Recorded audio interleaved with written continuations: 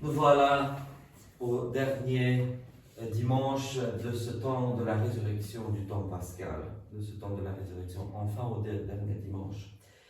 Vous savez, les dimanches dans l'année reçoivent leur nom en général d'après l'introïte. Et l'introïte d'aujourd'hui, c'est Vocem Iucunditatis, c'est-à-dire la joie de l'allégresse. Mais ce dimanche est plus connu par le peuple avec le nom Rogate, le dimanche Rogate. Parce que dans l'évangile d'aujourd'hui, vous avez entendu que Jésus nous dit, donc il fait le discours d'adieu. Il fait le discours, il fait l'adieu à ses disciples, parce qu'il va, qu'est-ce qu'il va faire? Partir en Chine? Non. Vers son Père, c'est-à-dire en Thaïlande? Oui, au ciel. Hein? Il va au ciel. C'est-à-dire une fête qu'on appelle l'Ascension. L'Ascension. Et ça arrive quand? Jeudi. Jeudi, exactement. C'est jeudi prochain. Donc on est avant l'Ascension. Et Jésus fait son adieu aux disciples. Et dans son discours d'adieu, il leur dit, priez et tout ce que vous demanderez, le Père vous l'accordera. Priez en mon nom et le Père vous l'accordera. Et donc aujourd'hui, ça s'appelle aussi dimanche des rogations. Et lundi, mardi, mercredi qui suivent sont aussi les jours des rogations. Ici, on a 3 à 4 jours de rogation, on va dire, la grosse louche. Et rogation veut dire prière. Qui parle roumain ici? Comment on dit prière en roumain? Rogatiune, hein? Rogation, littéralement. Rogation. Donc, rogation signifie prière. Prière. Prière pourquoi? Alors, malheureusement, puisque je ne suis pas que prêtre, j'ai aussi un travail à côté, donc je ne sais pas tout faire. Mais si j'étais en repos, alors on pourrait aller, soit après la messe, soit la semaine qui vient, aller dans les champs pour prier pour les récoltes et bénir les champs. Et c'est ça qu'on fait aux rogations. Je me souviens que l'année passée, on a réussi à le faire, on a été à friser, on a béni le blé à friser.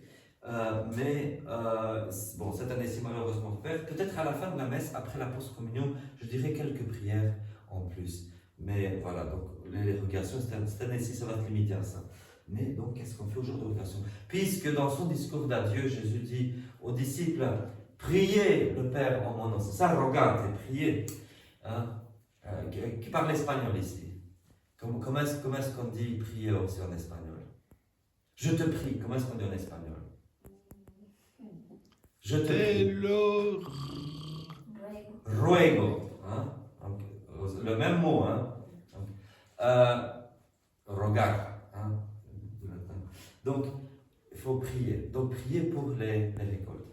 Alors, je vous ai déjà expliqué par le passé que en Terre Sainte, il fait plus chaud qu'ici. Hein? Donc, les récoltes vont plus vite. La nature va plus vite. Et, encore de nos jours, quand les Juifs font la Pâque, ils vont récolter l'épeautre. Le premier épeautre. L'épeautre est un type de froment.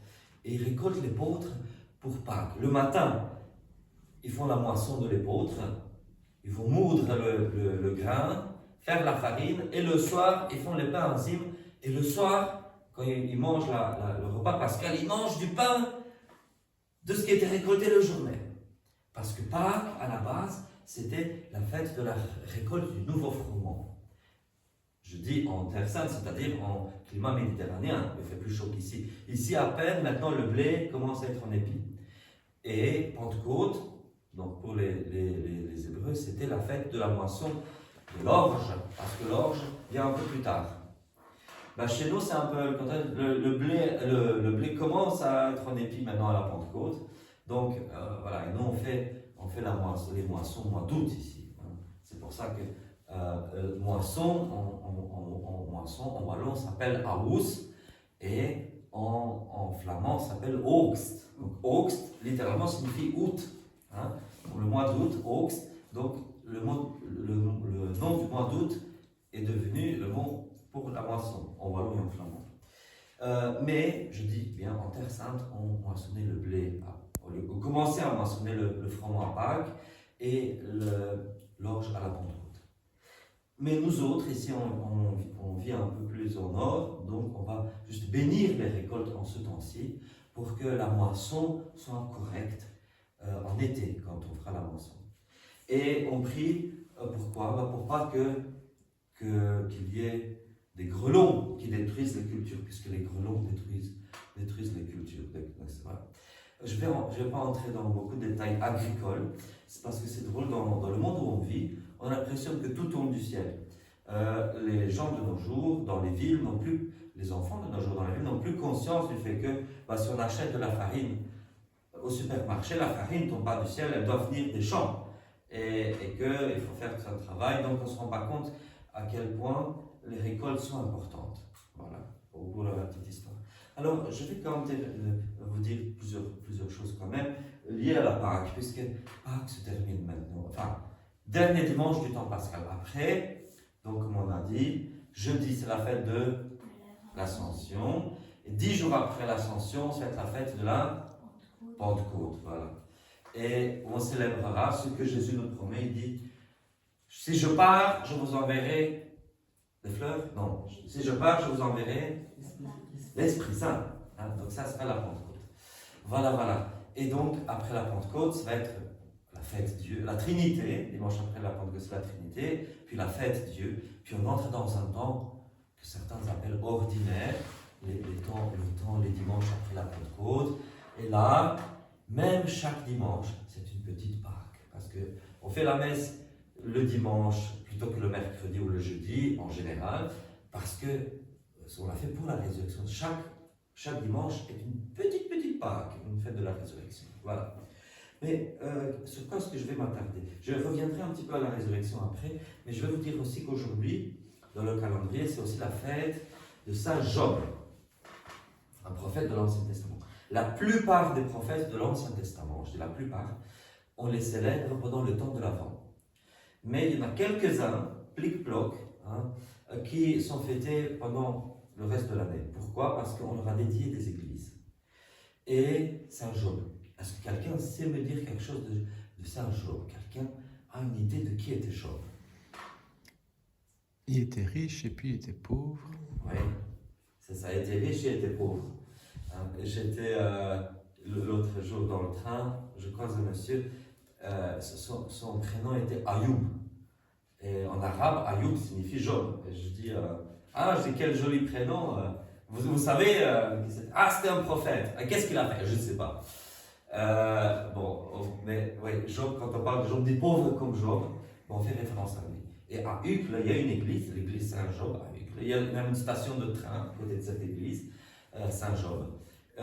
Et en fait, Saint-Job était très populaire ici. À l'époque, il y avait des léproseries.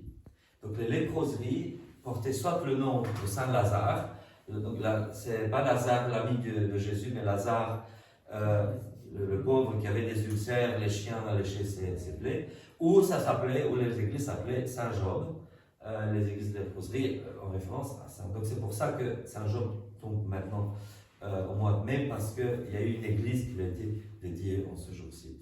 Alors Job, il faut savoir qu'il n'était pas juif. Il y a une petite quantité de prophètes de l'Ancien Testament qui n'étaient pas juifs. Et c'est très joli ça, parce que ça veut dire que déjà, dès l'Ancien Testament, Dieu a associé à son peuple des païens. Vous avez peut-être déjà entendu la lecture avec le prophète Balaam, qui a fait une prophétie sur le Christ, qui a prophétisé une étoile se lève de Jacob. Donc il prophétise Jésus comme étant une étoile, et plus exactement, c'est l'étoile de Bethléem. Donc il y a un prophète qui n'est pas juif, et donc il y a quelques prophètes qui sont. Il y a Melchizedek, que vous connaissez sans doute, Melchizedek qui n'est pas non plus un juif, qui est contemporain à Abraham. Et voilà, donc il y a quelques prophètes comme ça. Et Job, qu'est-ce qu'on peut retenir de lui? Bon, le livre de Job, il est très intéressant. Il appelle Dieu au plus souvent El Shaddai, qui est donc plus exactement, c'est le nom plus propre à l'Esprit Saint en fait. Et certains, tous les exégètes ne sont pas d'accord, mais certains sont sur cette idée-là, que le livre de Job parle des dinosaures aussi, parce qu'il parle de Behemoth, et donc il décrit certains animaux très... mais la description ressemble un petit peu à ce qu'on appelle aujourd'hui un dinosaure. Donc ça ne veut pas nécessairement dire que Saint Job était contemporain aux dinosaures, parce que les dinosaures ont vécu avant les humains, mais ça veut dire que ça veut dire qu'il y a une inspiration de Dieu, et dans cette inspiration, voilà, il y a tout ça. Alors dans le livre de Job, qu'est-ce qu'on retrouve? Principalement Job qui est quelqu'un de riche, comme on le disait, quelqu'un de riche, quelqu'un qui avait beaucoup de ceci, beaucoup de cela, mais qui était injuste.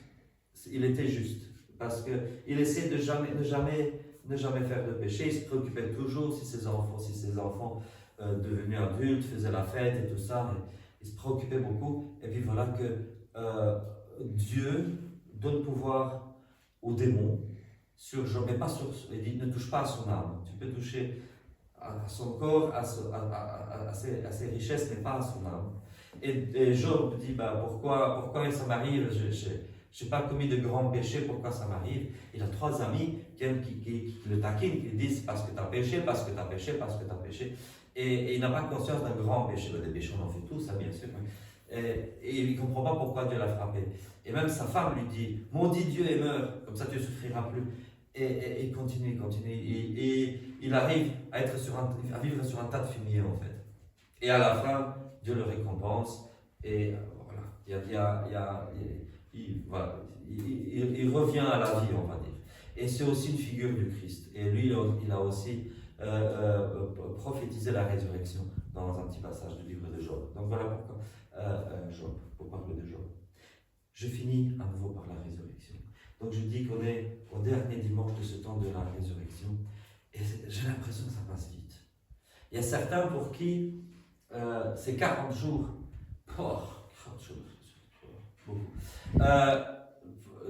Pour moi, je ne sais pas, personnellement, moi j'adore, je trouve que le temps... Souvent, en fait, je me pose la question, quel est le plus beau temps liturgique de l'année liturgique? J'arrive pas à me décider. Avant, je disais que c'était le temps de l'Avent. Et en fait, c'est vrai, le temps de l'Avent, j'adore le temps de l'Avent. Mais il fait froid, etc. Le temps pascal me semble plus beau parce qu'il commence à faire chaud, on peut mettre des vêtements plus légers.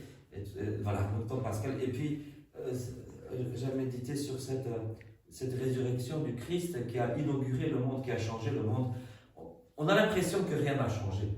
On a l'impression que rien n'a changé. Il y a toujours des guerres comme avant Jésus, il y a toujours des gens méchants comme avant Jésus, etc.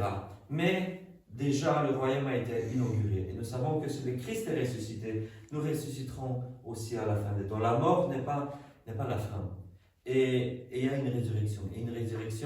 Et puisque nous appartenons au Christ, nous espérons, nous savons par la foi, nous savons que nous ressusciterons pour la félicité perpétuelle et non pour l'opprobre éternel.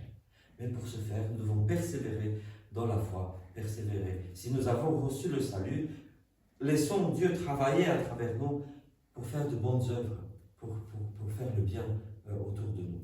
Et laissons Dieu travailler. Et voilà, le temps de la résurrection.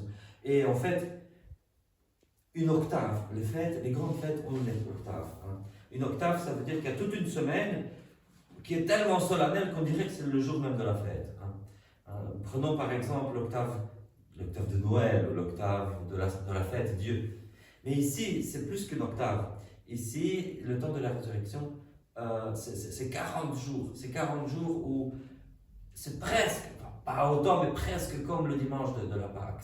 C'est très festif, c'est très intense. C'est toujours, et en fait, toujours Jésus qui est au milieu de nous. Donc Jésus, quand il est ressuscité, il apparaissait pendant 40 jours, il est apparu aux disciples pendant 40 jours.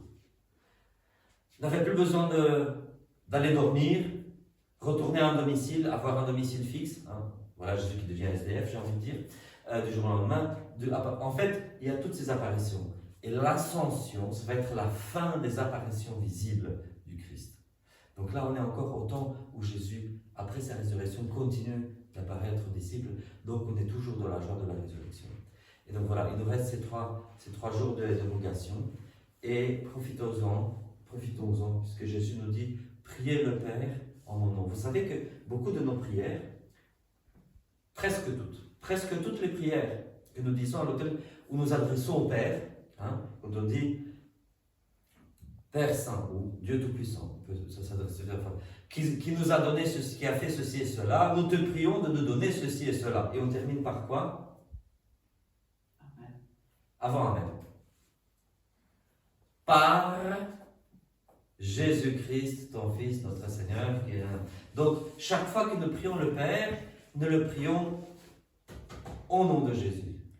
On pourrait traduire autrement, nous te le demandons au nom de Jésus, ton Fils bien-aimé, qui vit et règne, blablabla. Donc, quand nous faisons une pétition au Père, quand nous prions le Père, nous le prions au nom de Jésus. Et même dans notre vie personnelle, quand nous demandons quelque chose au Père, qu'on peut dire Père Saint, etc. etc. Et puisque Jésus nous a dit que ce que tu nous donnes, que ce que nous demandons en ce nom, tu vas nous l'accorder, je te prie là au nom de Jésus et par l'Esprit Saint, parce qu'il faut chaque fois faire mémoire de la Trinité. Nous te prions, Père Saint, au nom de Jésus et par l'Esprit Saint. Et là, après, on peut dire. Et je finis avec la dernière fois, peut-être avec la salutation pascale. Le Christ est ressuscité. Il est vraiment ressuscité.